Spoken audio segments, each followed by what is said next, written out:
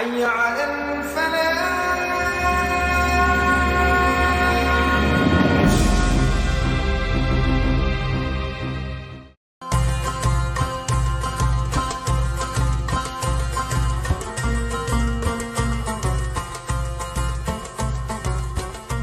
Alhamdulillah rabbil alamin wassalatu wassalamu ala sayyidil mursalin sayyidina Muhammadin wa ala alihi washabbihi ajma'in bisanadil muttasil ila imam hujjatul islam Abi Hamid Muhammad bin Muhammad al-Ghazali at-Tusi rahimahullahu ta'ala wa nafa'ana bi fid dharain amin.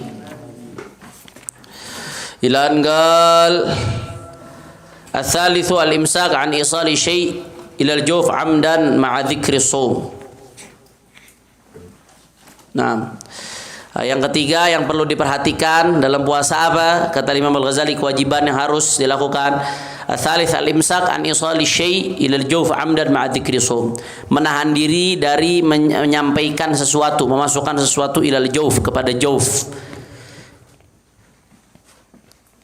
Amdan, dengan sengaja, ma'a dzikri shaum, dalam keadaan dia ingat bahwasanya dia berpuasa. Beda halnya dengan orang yang dalam keadaan lupa. Orang yang dalam keadaan lupa, batal nggak puasanya? Nggak batal. Lagi setengah hari puasa, lupa. Kalau dia lagi puasa, akhirnya makan nasi uduk, udah sebakul, udah minum, baru ingat kalau dia puasa, maka batal nggak puasanya?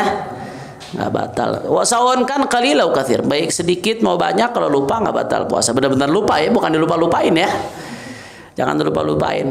Nah, kata Nabi SAW, inna ma'atamahullah wa saqah. Orang yang lupa itu ya bonus dari Allah. Allah kasih makan minum. Orang lagi puasa lupa, dapat bonus dari Allah Subhanahu wa taala. Allah kasih dia makan dan minum berarti. Nah, al-imsak an isali syai'. Ini menahan diri dari memasukkan sesuatu ke jawf.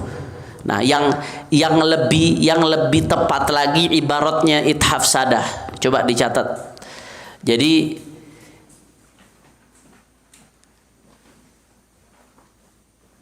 yang membatalkan itu, ini bagus banget ibarat ithaf sadah. Al-ain al-wasil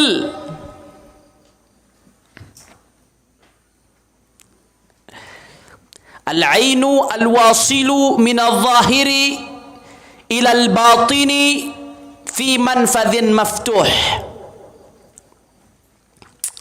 Al-ainu al-wasilu min al-zahiri ila al-batini fi manfadhin maftuh. Ain, dia harus ain. Ain itu apa? Ma yura bil ain, atau makana mahsusan, sesuatu yang terlihat dengan mata atau yang punya zat dia. Sesuatu yang kasat mata, yang punya zat. Beda halnya sesuatu yang nggak kasat mata, yang punya zat, yang punya athar. Beda halnya dengan sesuatu yang nggak kasat mata. Contohnya apa? Contohnya harumnya minyak wangi, misalkan. Kita nyium harumnya minyak wangi ketika puasa, batal atau tidak? Batal nggak? Itu baunya sampai masuk ke otak, batal nggak? Kenapa? Karena bukan ain. Dia bukan ain. Al-wasil min al-zahir ila al-batin, yang masuk dari zahir kepada batin. Zahir batin di sini kalau untuk hidung yang disebut zahir itu adalah khayshum, sepanjang tulang hidung. Sepanjang tulang hidung ini adalah masih zahir. Kalau udah masuk ke lubang yang di dalam nih, yang kalau ente nyeruput air kadang-kadang sampai panas. Nah, kalau yang panas itu namanya udah batin. Kalau sepanjang tulang batang hidung ini masih disebut zahir. Jadi kalau ada orang ngupil, kan kalau zaman dulu anak kecil temennya puasa ngupil, ngupil lo, batal lo, ngupil lo. Ada nggak yang begitu? Ngupil batal nggak? Nggak batal. Kenapa? Karena masih zahir. Hati itu ngupilnya agak dalam dikit, nggak batal. Kenapa? Karena masih zahir. Faham dong? Nah, yang udah batal itu minadz zahir ilal batin. Kalau udah sampai ke batinnya itu sampai tulang yang kalau bagus keterangan dari Buya Yahya tuh dengar, yang sekiranya kalau dia nyeruput air tuh udah sampai panas. Nah, itu tuh di batin tuh masuknya tuh, yang panas tuh. Tapi kalau selama masih batang hidung itu masih zahir. Kalau mulut mana zahir batinnya? Kalau mulut itu makhraj kha, kha, catat makhraj kha itu adalah zahir. Makhraj kha itu adalah zahir.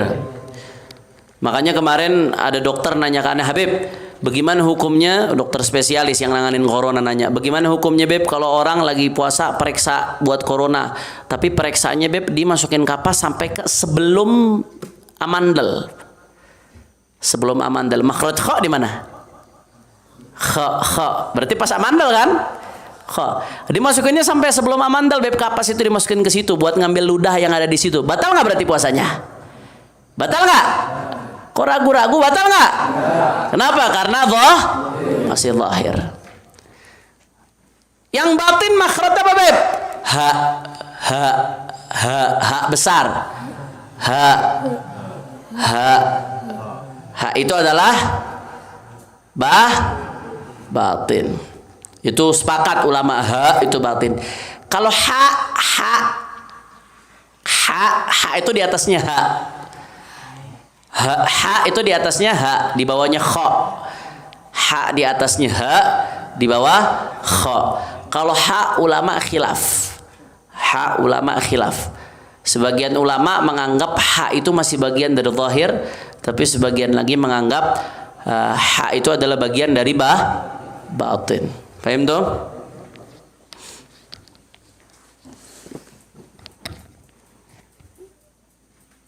Ya, kalau nggak salah yang nganggap ha itu masih batin adalah Imam Nawawi. Imam Rafi'i mengatakan ha itu sudah zahir. Nanti dicek lagi, dicek ke Minhaj itu. Ana lupa detailnya. Pokoknya salah satu dari keduanya tuh, Imam Nawawi, Rafi'i. Salah seingat ana, silakan dicek lagi. Ha menurut Al-Imam Nawawi itu masih batin. Kalau sudah batin, kalau menurut Imam Rafi'i ha itu masih zahir. Masih zahir, na'am. Ha yang batin menurut Rafi'i. Kenapa kok syariat patokannya pakai ha atau kha? Karena kalau ha kha itu gampang, orang tinggal ngetes ha kha ha ha kha ha. Langsung kan kita begitu ngetes kita tahu tuh ada di mana tuh letaknya. Kalau di letak syariat patokannya rongga tenggorokan. Nah, kalau bukan dokter nggak tahu ada di mana posisinya. Nah, syariat itu ngasih patokan-patokan yang zahir yang bisa difahami oleh semua orang. Paham dong?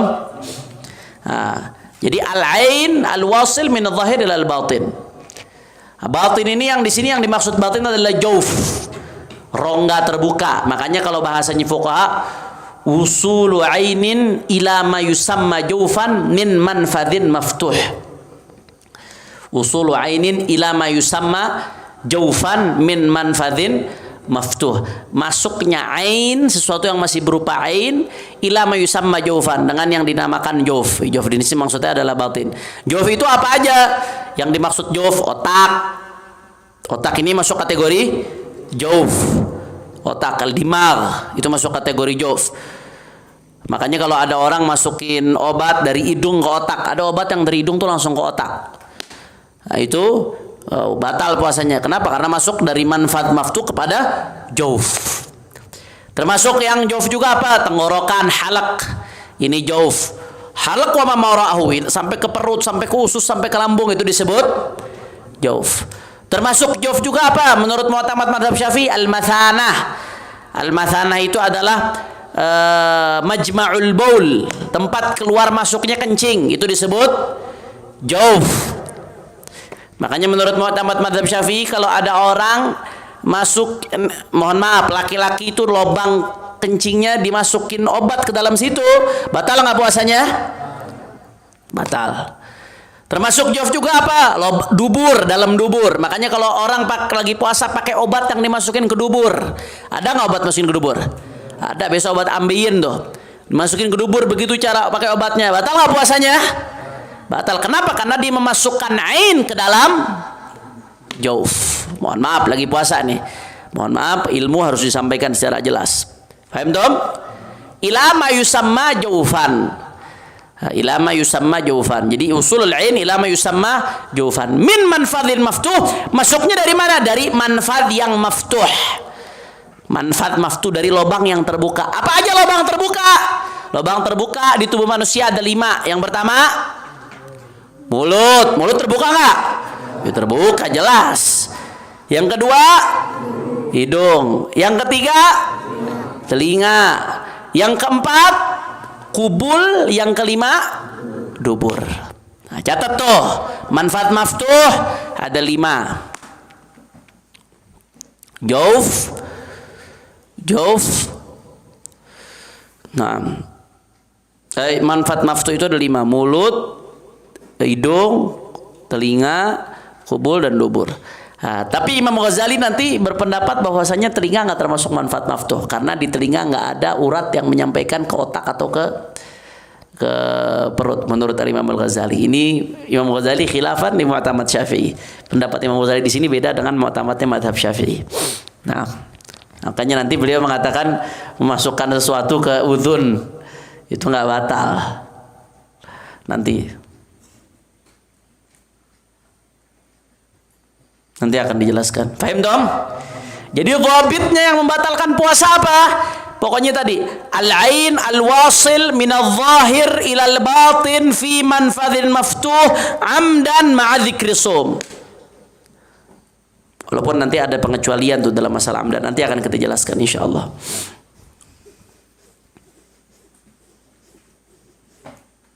Paham dong? Maka fayafsudu shaumuhu bil aqal. Dijelaskan Imam Ghazali. Fayafsudu shaumuhu bil aqal. Maka rusaklah, batallah, yafsud itu rusak, batal. Shaumuhu puasanya dengan akal, makan. Batal. Tapi ada dalam fikih itu man akala nasian la yabtul shaumuhu. Barang siapa yang makan nasi enggak batal puasanya. Makan nasi puasa batal nggak? Makan nasi. Tapi kok di fikih dibilang man akala nasian la yabtul shaumuhu. Oh lupa. Nasi di situ apa artinya? Lupa. Berarti kalau nasi bahasa Indonesia man akala nasian batala shaumuhu bil ijma'. Kalau nasinya bahasa Indonesia, man akala tanda kutip nasian batala shaumuhu bil ijma'. Barang siapa yang makan nasi, batala shaumuhu, batal puasanya bil ijma'. Orang Arab kadang-kadang bingung tuh. Ya akhi, ana bilang, man akala nasian batala shaumuhu bil ijma'. Kif kata dia? Akala nasian la yabtul. La. Indana fi Indonesia man akala nasian batala shaumuhu bil ijma'. Bingung, dah apa maksudnya? Dia apa? Nasi rus. Baru paham deh. Paham Tom? Nah, jadi kalau nasinya bahasa Arab batal nggak? Nah, kalau nasinya bahasa Indonesia batal. Paham Tom? Nah, yafsud shaumuhu bil akal. Wasyurub, begitu juga minum. Wasu'ud, apa artinya su'ud? Su'ud itu memasukkan sesuatu ke otak melalui hidung. Obat kayak apa kayak itu disebut su'ud. Memasukkan sesuatu ke otak melalui hidung. Makanya ada orang yang na'udzubillah min dzalik pakai narkoba. Kalau dilihat di film-film tuh orang pakai sabu-sabu, biasanya ditaruh begitu, disedot pakai hidung. Itu masuknya ke mana tuh? Otak ngefly langsung. Hancur otaknya, rusak. Orang makan narkoba tuh rusak otaknya, saraf-sarafnya ada putus. Na'udzubillah min dzalik, hancur masa depannya, segala macamnya hancur. Mudah-mudahan mereka-mereka yang sudah terlanjur dan menyesal, Allah berikan kekuatan untuk melepaskan diri dari barang-barang haram itu. Wa yafsud shaumuhu bil akal wa syurub wa su'ud wal huknah. Nah, ini penting nih. Huknah. Huknah ini artinya, huknah kalau ente buka kamus. Huknah artinya adalah suntikan. Tapi huknah di sini maksudnya bukan suntik. Intabe. Ini pentingnya kita belajar dengan guru. Pentingnya kita belajar dengan sanad yang bersambung dalam pemahaman. Apa maksudnya huknah di situ? Ini Dr. Zainal Aidrus, Syekhna Dr. Zainal Aidrus menjelaskan dalam kitabnya Ithaful Anam bi Ahkamis Siyam. Huknah dalam kitab-kitab yang lama, ya seperti kitabnya Imam Ghazali gini, yang dimaksud dengan huknah adalah huknah asy-syarijiyah. Tulis al-huknah asy-syarijiyah, yang dimaksud dengan huknah yang membatalkan di sini. Al-huknah asy-syarijiyah. Apa maksudnya huknah syarijiyah? Adalah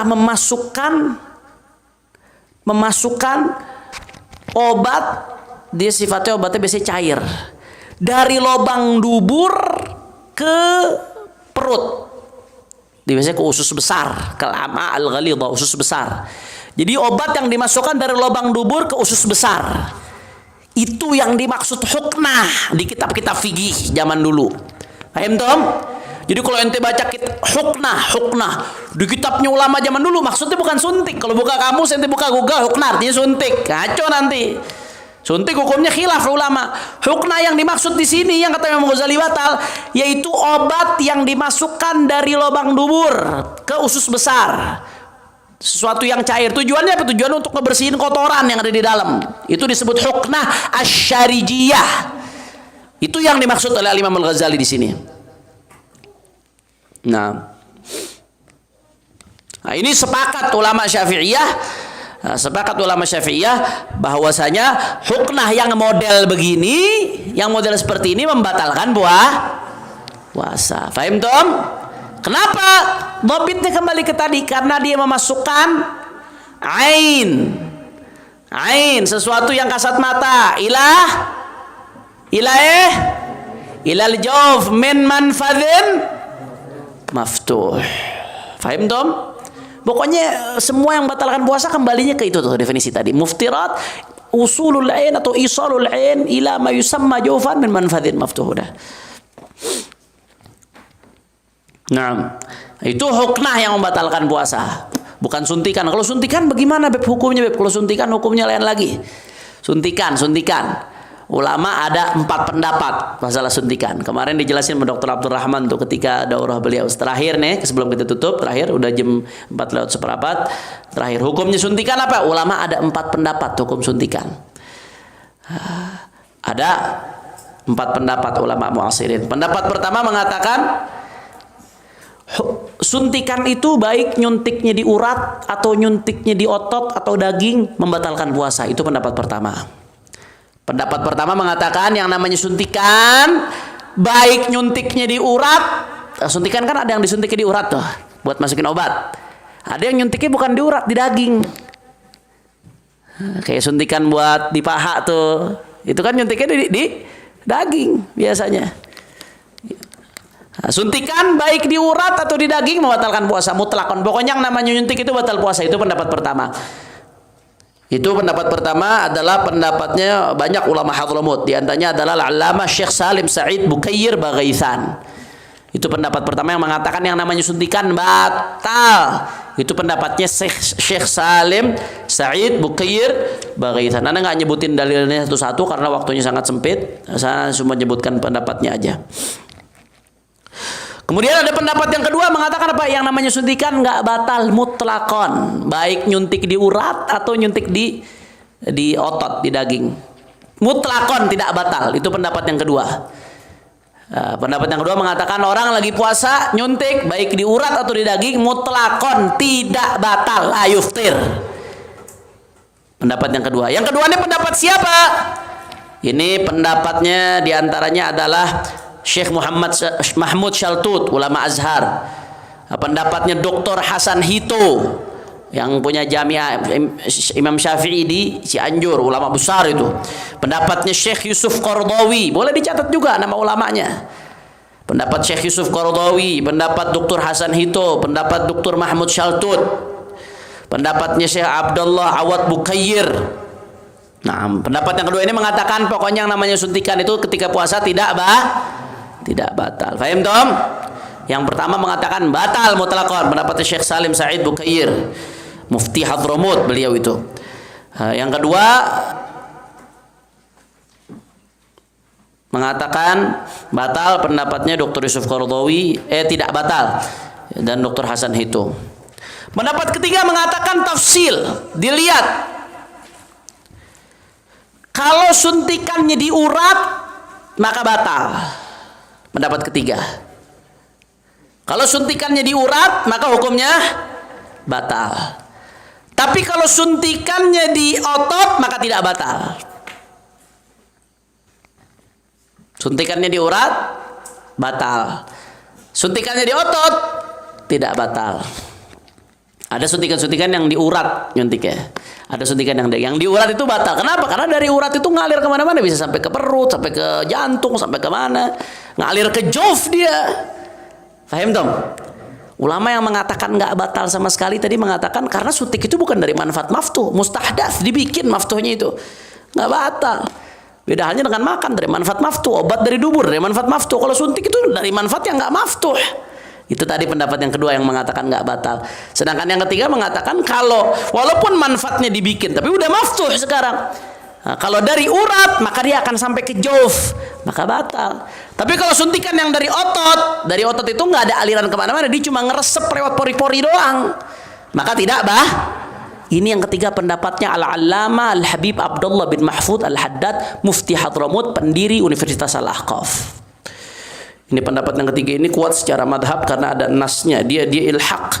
Nanti Anda jelaskan kalau ada waktu, ilhaq ke nusus madhab. Allah, ini termasuk